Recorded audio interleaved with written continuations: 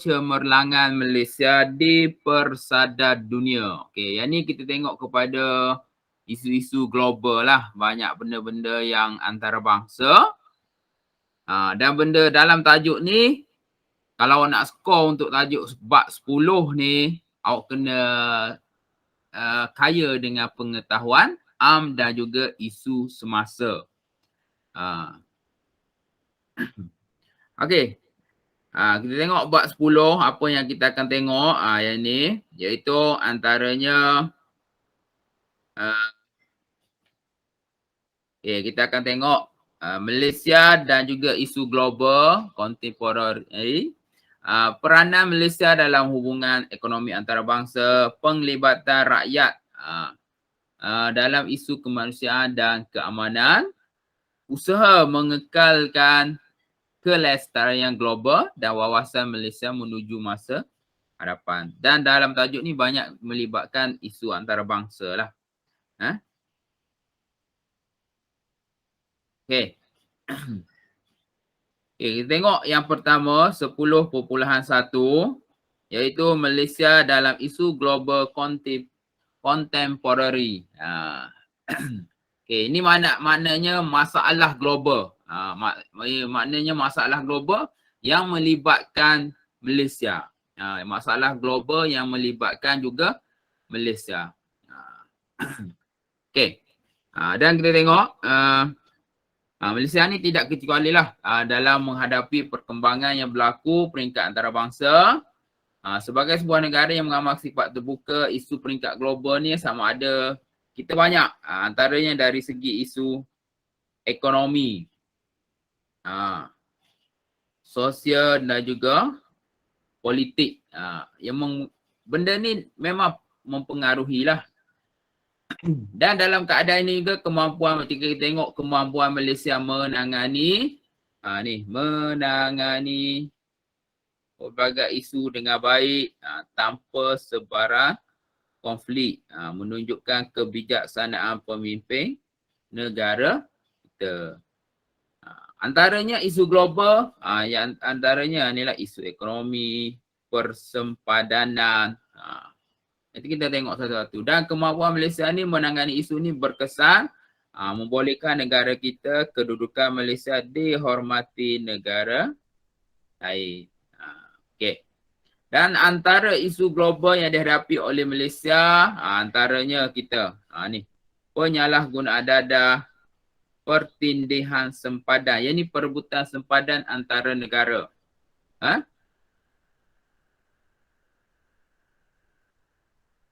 Kempen anti minyak sawit, pemerdagangan orang, awak tahu kan, dan juga penyakit berjangkit macam sekarang ni COVID.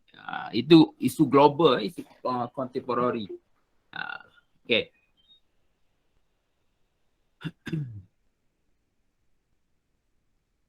Okey, kita tengok yang pertama iaitu penyalahgunaan dadah.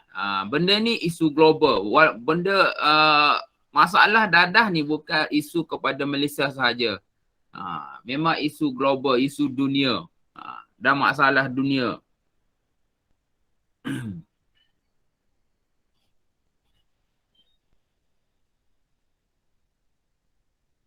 Okey.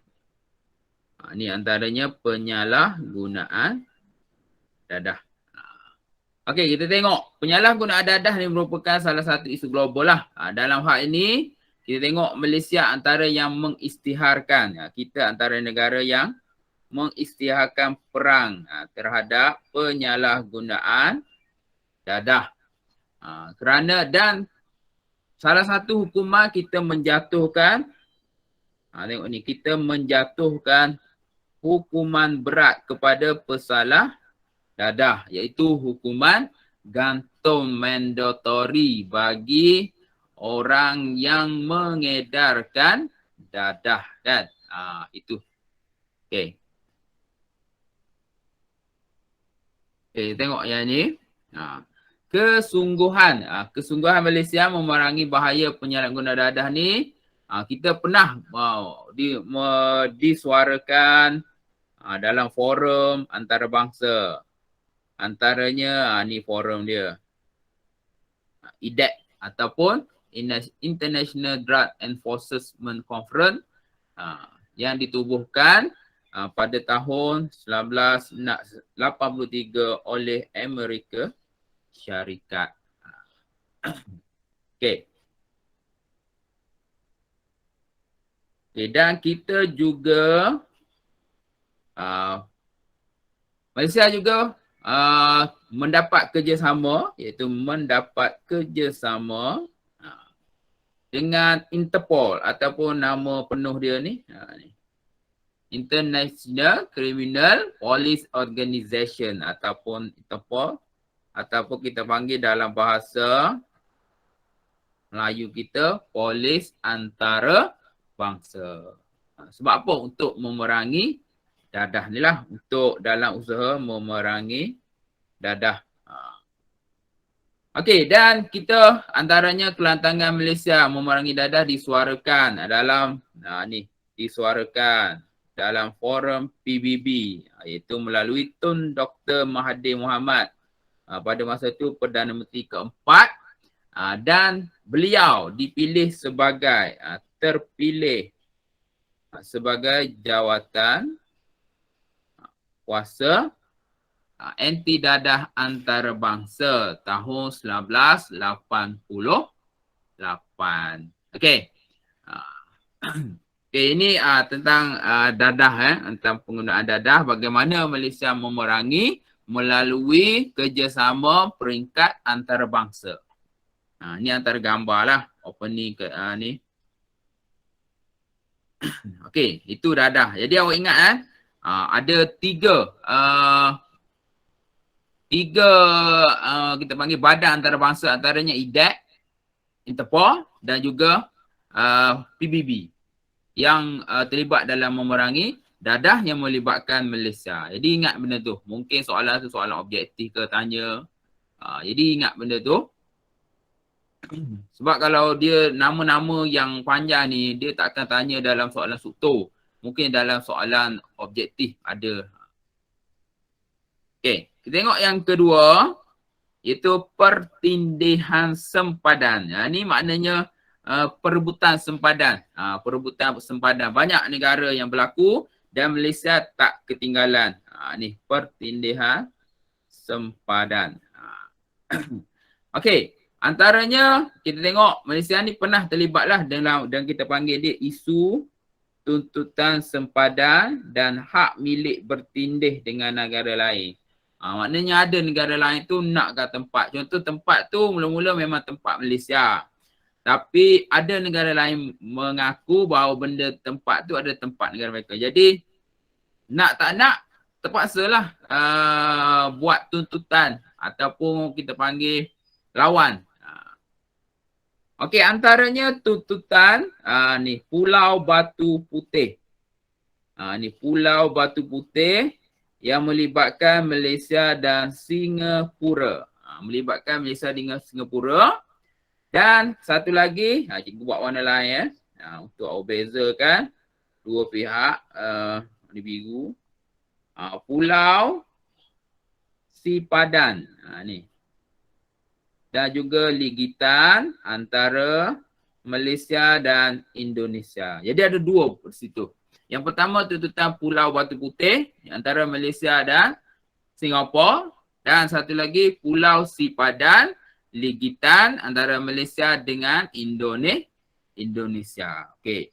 Dia selesaikan dekat mana? Kita tengok dia selesaikan dekat mana.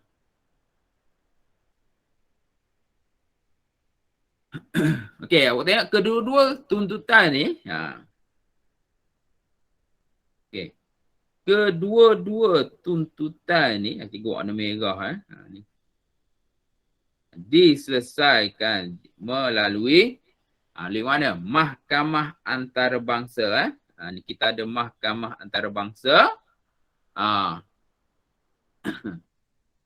Antaranya pada tahun 2002. Ni.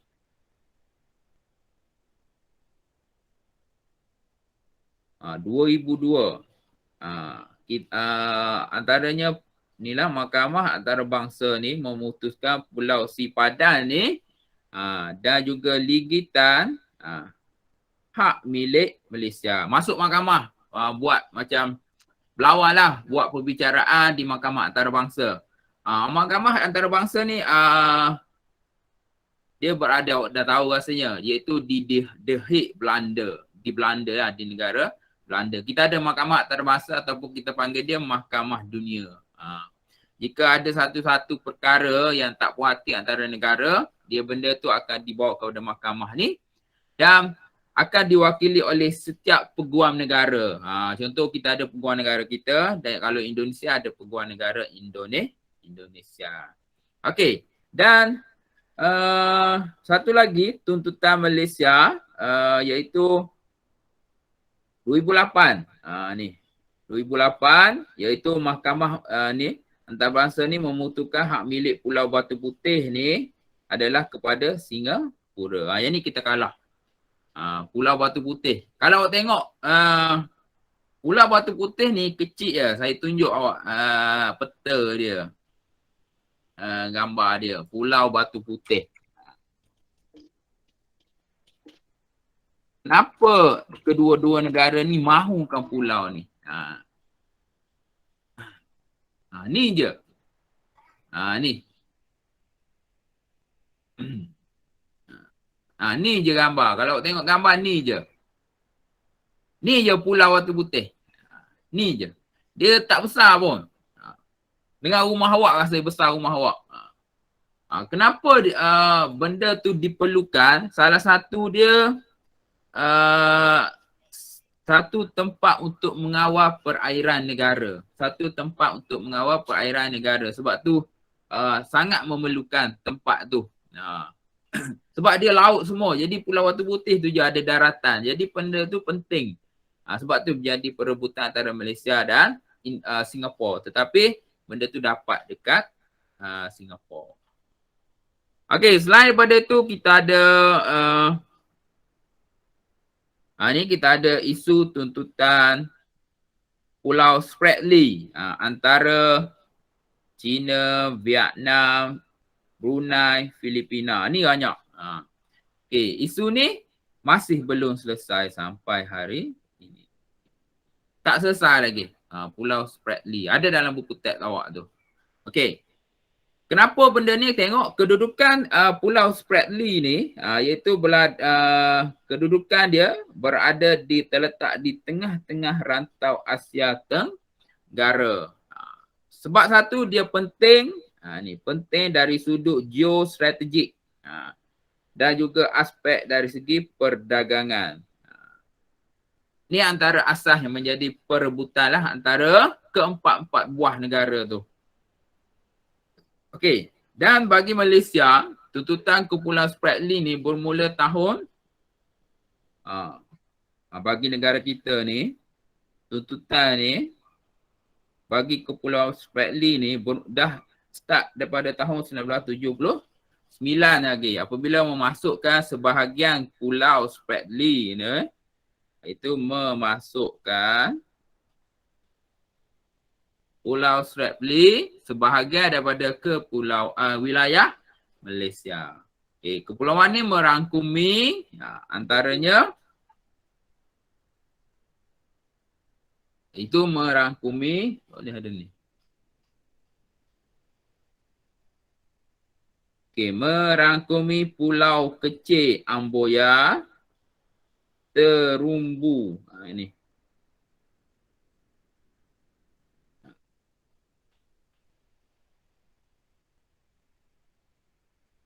Yang termaktub dalam banyak kepulauan tu dia banyak pulau kecil. Sebab tu banyak yang menjadi perebutan. Okay, dan antara usaha yang dilakukan untuk menyelesaikan termaksudlah membangkitkan isu Spratly, membangkitkan isu Spratly dalam Forum ASEAN China pada tahun 1995. Jadi awak tengok yang warna ungu saya buat tu semua berkenaan dengan Pulau Spratly. Jadi kalau benda ni saya akan share dekat awak yang saya buat macam ni. Untuk buku teks ni saya akan share dekat grup. Nanti awak tengoklah apa yang saya highlightkan ni adalah isi-isi penting yang awak perlu baca dan perlu ingat. Okey, yang ni. Ni gambar dia. Kalau awak tengok dalam peta tu, ni peta. Ni antaranya kawasan dia. Kepulauan Spratly. Sebab tu menjadi perebutan antara China, Brunei, Filipina dan juga Vietnam. Okey. Ni info. Kepulauan Spratly ni terletak di Laut Cina Selatan seluas 500 batu persegi dan kejauhan sebuah pulau batu karang yang mempunyai lebih 100 buah pulau kecil yang berbentuk batuan karang dan juga dengan 9 daripada besar-besar. Turut dikenali sebagai terra nullius, tidak mempunyai pemilik. Benda ni awak kena baca highlight kan benda ni, baca, mana tahu keluar dalam soalan objektif. Okey, boleh faham setakat ni? Ni sebab isu global. Okey, boleh? Respon sikit. Boleh tak? Boleh cikgu. Jangan bimbang. Yang ni yang saya highlight kan ni, saya akan kongsi dekat awak. Awak akan tengok.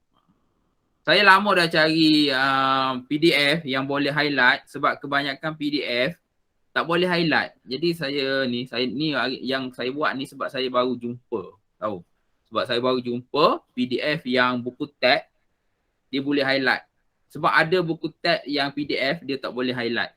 Tak boleh highlight dengan susah. Saya nak garis tu susah. Jadi kalau saya highlight macam ni, awak akan nampak dengan senang isu apa ni yang saya buat isi-isi ni. Okey, kita tengok yang ketiga iaitu kempen anti minyak sawit. Ni kempen ni untuk menjatuhkan harga minyak kelapa sawit kita. Ada kempen yang dibuat antaranya untuk menjatuhkan sebab kita tahu kita adalah salah sebuah negara pengeluar paling besar minyak sawit di dunia kan.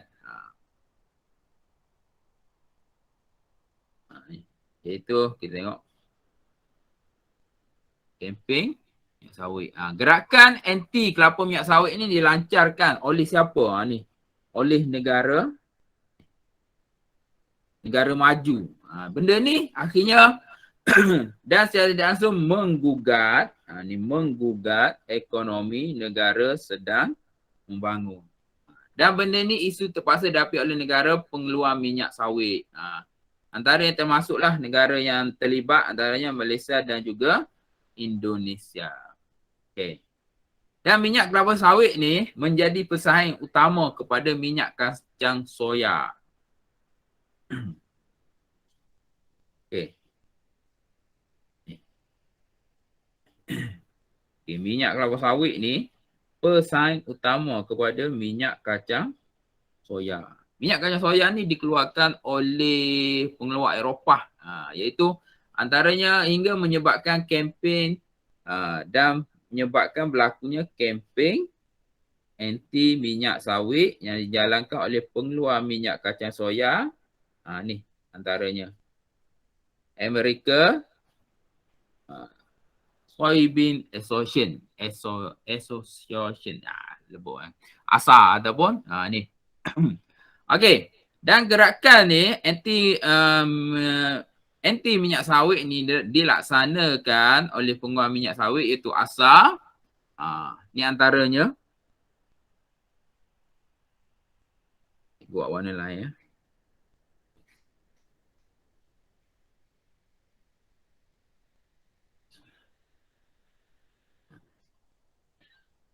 Dilaksanakan oleh pengeluar minyak kacang soya ni iaitu antaranya ASA dan juga pihak NGO pencipta alam di Eropah. Jadi awak ingatlah ni antara yang membuat gerakan.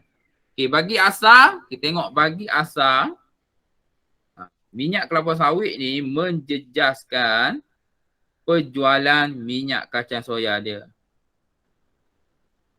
Manakala NGO Kelapa sawit ni dikatakan punca pencemaran alam sekitar, kemusnahan alam dan juga habitat liar. Keadaan ini menyebabkan berlaku bantahan dan juga sekatan terhadap kelapa sawit. Benda ni berlaku sehingga harga minyak sawit kita jatuh. Jatuh dan benda tu memberi kesan kepada pengusaha kelapa sawit. Okey, bagaimana Malaysia menangani dia? Bagaimana Malaysia ni menangani dia? Iaitu kita saya buat warna hijau kan. Okey. Okey, Malaysia ni menangani isu ni melalui pertubuhan ni panjang sikit. Round Table and Sustainable Palm Oil RSPO, iaitu kempen yang secara berterusan untuk mendapatkan, kenapa? Untuk mendapatkan skim pensijilan ni. Okey, langkah ni tujuan dia apa? Bertujuan menghasilkan minyak kelapa sawit yang berterusan.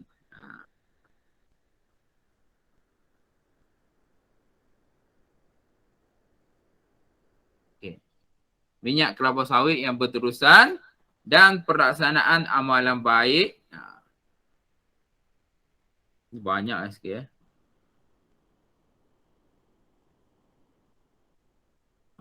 pelaksanaan amalan baik seperti Good Agriculture Practice GAP ataupun nama dia.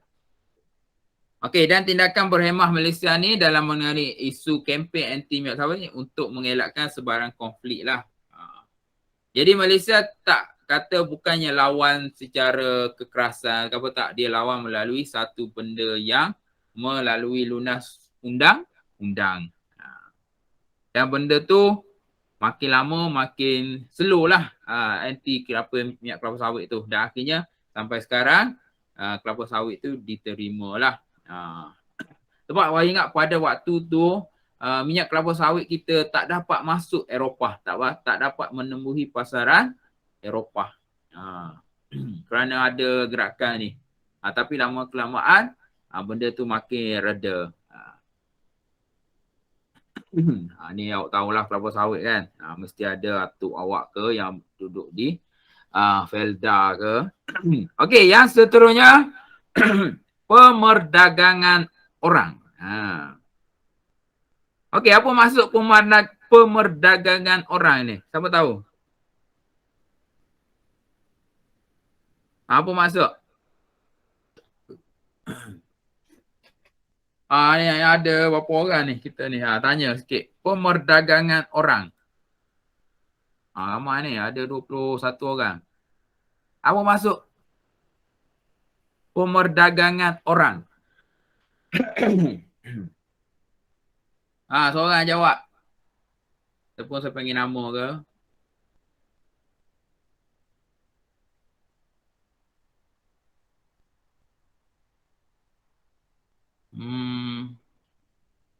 Ni Tuan Nur Syafiqah.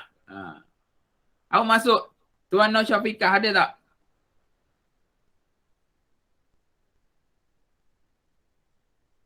Apa maksud pemerdagangan orang?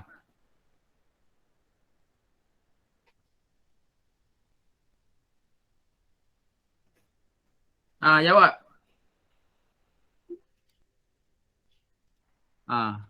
Tuan Nur Syafiqah. Tak nak jawab, tulis. Tak tahu cikgu. Tak tahu pula. Okey, siapa tahu pemerdagangan orang ni? Benda ni mungkin awak baru dengar. Lagi siapa tahu? Lelaki? Jual-jual orang. Tu betul lah tu. Antaranya lah. Pemerdagangan orang ni maknanya aktiviti import export orang lah. Kan? Dan benda tu memang berlaku lah sampai sekarang pun benda tu memang berlaku. Untuk aktiviti pelacuran, untuk jual organ, ada awak dengar yang kena culik, contoh culik anak-anak kecil tu kan. Tu aktiviti perdagangan orang juga tu, tapi dia ambil orang tu, dia bunuh, dia jual, ambil organ, jual. Tu salah satu. Dan lagi pemerdagangan orang ni untuk pekerjaan haram. Okey, kita tengok. Pemerdagangan ni merupakan salah satu, kita panggil dia jenayah terancang lah. Memang aktiviti dia jenayah. Aktiviti ni dijalankan tanpa mengenal bangsa, tanpa mengenal bangsa, agama, keturunan dan juga warna kulit. Dan pemerdagangan ni merupakan ancaman terhadap hak, merupakan ancaman hak asasi manusia dan keselamatan negara. Dan Malaysia ni tak kecuali dengan benda ni. Okey, kita tengok. Perkembangan ekonomi dan kemakmuran ni banyak menarik warga asing. Sebab salah satu, kenapa faktor dia, kenapa ada ni, satunya perkembangan ekonomi dan kemakmuran Malaysia ni menarik kehadiran warga asing ni. Okey, dan terdapatlah warga asing yang masuk melalui Malaysia ni melalui sindiket pemerdagangan orang. Dan akhirnya ni warga asing masuk Malaysia melalui ni sindiket. Maknanya masuk secara haram. Tu masuk dalam pemerdagangan orang lah tu. Contoh perdata tanpa izin. Masuk melalui laut. Tu dalam salah satu aktiviti pemerdagangan lah. Okey, dan kenapa faktor yang seterusnya iaitu kedudukan Malaysia yang strategik. Kedudukan Malaysia yang strategik. Di Asia Tenggara turut menjadi lokasi transit bagi pemerdagangan orang.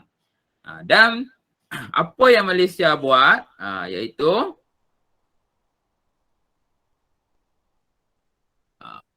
menguatkuasakan, kita menguatkuasakan undang-undang dan memberikan bantuan kepada mangsa. Mangsa yang pemerdagangan ni, antaranya kita buat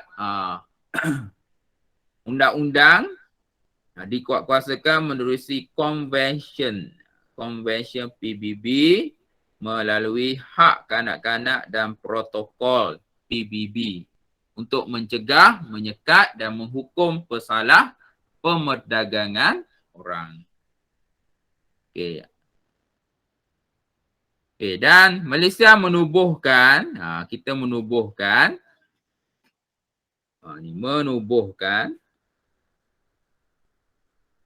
panjang ni. Council for Anti-Trafficking in Person and Anti-Smuggling of Migrant,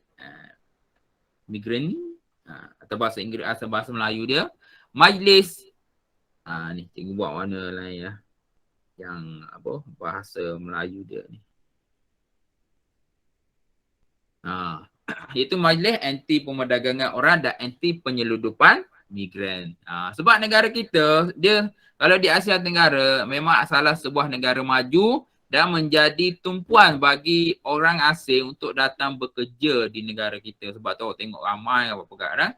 Kat KL ni lebih 1 juta warga asing dah.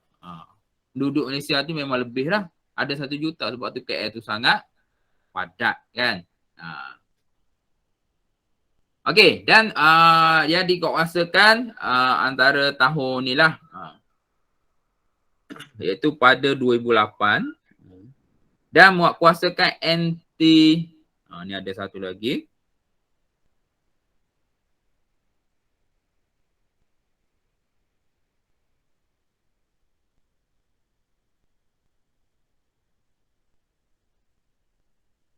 ni 2007,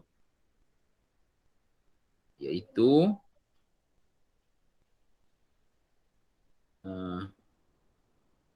nama dia anti pemerdagangan orang dan anti penyeludupan migran. Dia ada dua, ada tu. Dan Malaysia ni mewujudkan pelan tindakan kebangsaan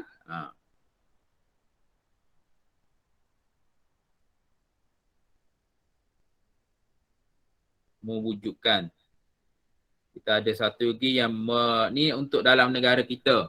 Pelan tindakan kebangsaan anti perdagangan orang 2010 hingga 2015 yang menjalankan rundingan dengan negara luar, penguatkuasaan, pendakwaan dan juga perlindungan. Dan benda ni negara kita kena kawal. Sebab bila kemasukan warga asing secara tak terkawal tu akan membahayakan negara kita. Dan benda tu mungkin menyebabkan negara kita jadi tidak aman dan mewujudkan satu tempat yang warga asing tu boleh ambil. Contoh dia ambil satu tempat tu, okey, satu tempat tu tak boleh kacau, tu memang tempat dia. Tu tak boleh lah. Dia ambil hak orang tempatan kan.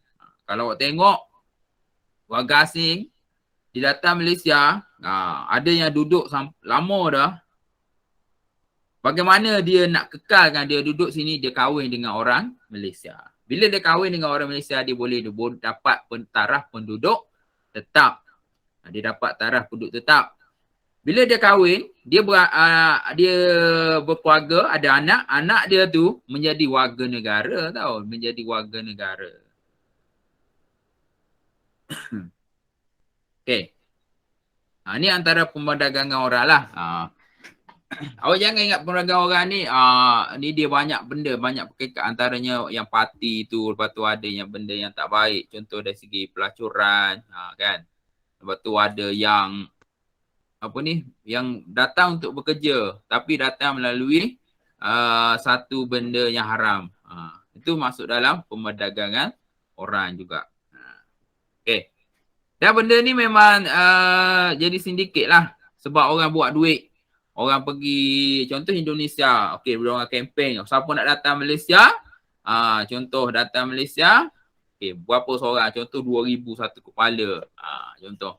Dapatlah duit dia. Itu dah masuk dalam perdagangan sebab tak halal. Apa ni kita panggil? Tak sah. Illegal. Kita panggil kan? Illegal. Illegal, legal.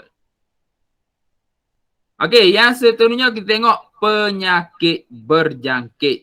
Yang inilah yang kita lalui sekarang kan. Penyakit berjangkit sekarang. Sekarang pun kita tengah lalui sekarang kan. Dan benda ni isu global. Isu global. Bukan negara kita sahaja. Semua negara dalam dunia ni sekarang melalui isu atau kita panggil COVID-19 kan. Okay, kita tengok penyakit berjangkit ni memang fenomena yang wujud dalam masyarakat dunia seperti ni. Fenomena yang wujud ni dalam masyarakat dunia seperti AIDS ataupun kita panggil dia sindrom kurang daya tahan melawan penyakit AIDS. Ni yang sebelum inilah sebelum ni. Okey, dan penyakit ni dikesan bila? Antaranya dikesan di Malaysia pada tahun 1986 dan sehingga 2014 lebih 100,000 kes dilaporkan dan lebih 16,000 kematian. AIDS ni memang melibatkan dadah lah. Dan dia memang penyakit berjangkit tapi dia bukan berjangkit secara udara, tak, dia berjangkit satu perkongsian jarum, lepas tu hubungan kelamin antara pesakit AIDS. Contohnya A pesakit AIDS, B tak ada AIDS. Tapi bila kalau contoh dia kahwin, dia buat hubungan kelamin, dia akan dijangkiti. Satu lagi darah. Contoh darah, contoh terluka, awak terluka. Contoh si A dengan si B. Okay, si A ni ada AIDS, si B ni tak ada AIDS. Okay, si A ni cedera, luka. Kebetulan si A ni dia ada tempat luka. Dan benda tu boleh berjangkit. Kuman tu boleh merebak melalui tu sebab dia ada tempat luka. Itu antaranya lah. Untuk tapi dia bukan macam COVID. COVID ni lagi bahaya. AIDS ni dia ada dia untuk berjangkit tu cukup terhad. Dia ada ni lah antara kosnya jarum, tadi hubungan kelamin dan juga berjangkit melalui darah. Okey, dan berjangkit ni antaranya merebak sebab salah satu gaya hidup dan juga gaya hidup yang tidak sihat serta penyalahgunaan dadah. Penyalahgunaan dadah tu maknanya berkongsi jarum tu. Okey. Dan kerajaan Malaysia melalui Kementerian Kesihatan bertindak proaktif lah memastikan penyakit ni tidak merebak iaitu melalui pemeriksaan kesihatan yang secara berterusan dan memberi rawatan kepada mangsa. Dan benda ni buat negara kita berjaya lah mengawal penularan wabak AIDS ni. Dan WHO ni iaitu Pertubuhan Kesihatan Dunia. Ni ya. WHO.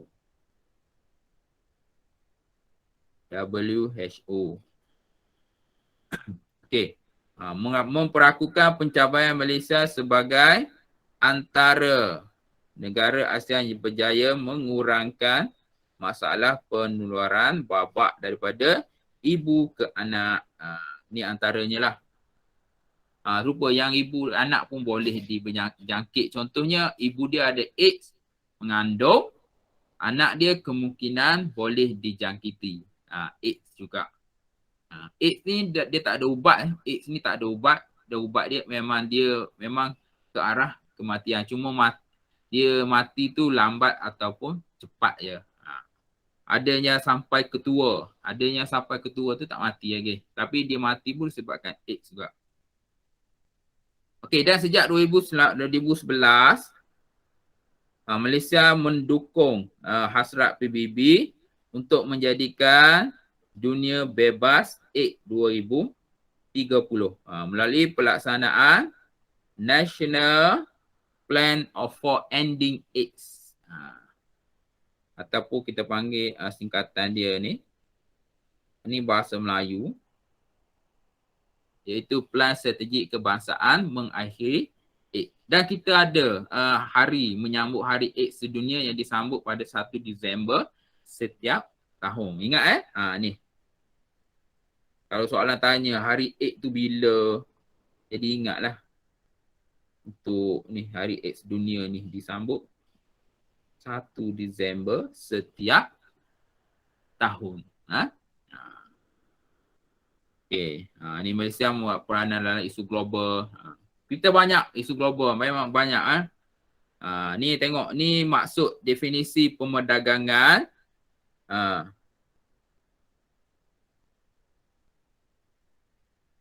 Ni itu definisi iaitu sebagai satu perbuatan yang melibatkan pemerolehan atau pengekalan tenaga kerja. Ni dari segi bahasa dia ataupun perkhidmatan melalui paksaan seperti merekrut, mengangkut, memindahkan, melindungi, menyediakan atau menerima seseorang. Itu maksud pemerdagangan orang. Kau boleh tengok dalam